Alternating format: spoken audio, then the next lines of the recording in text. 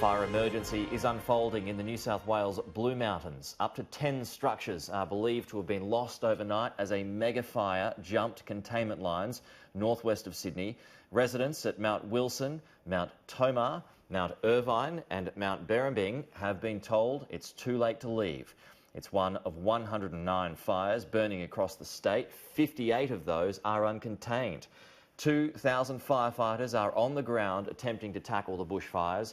Smoke from the blaze is expected to blanket Sydney this morning, sending air quality levels once again plunging. Well, joining me live now from the RFS is New South Wales RFS Commissioner Shane Fitzsimmons. Shane, good morning to you. Thanks so much for joining us. So just can you give us an update on these fires around the Blue Mountains and in terms of structures, how much might have been lost? Yes, good morning, Pete. That's right. Your intro's right. We've got just over 100 fires burning. More than half of those are not contained.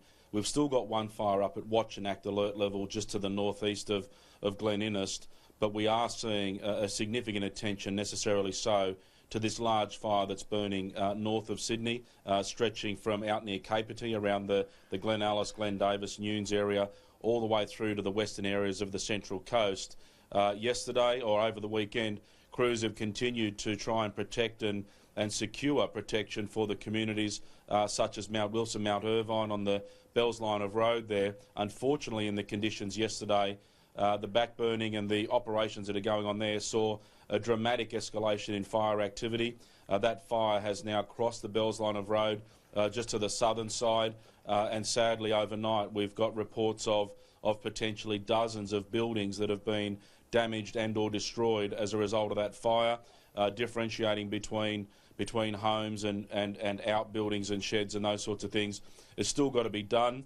As is too often the case, sadly, in these sorts of circumstances, some of our own members, including senior volunteer officers, would appear to have suffered some damage and or loss to their homes and property as well. So given the conditions we've got over the coming days and the balance of this week, there's considerable focus and considerable effort that will continue to be invested into the communities along the Bells line of road, such as you mentioned, Mount Wilson, Mount Irvine, Berrimbing, Mount Tomah, places like that, given the immediacy of the fire and the potential impact into those communities. There are reports that 10 structures have been lost at the moment.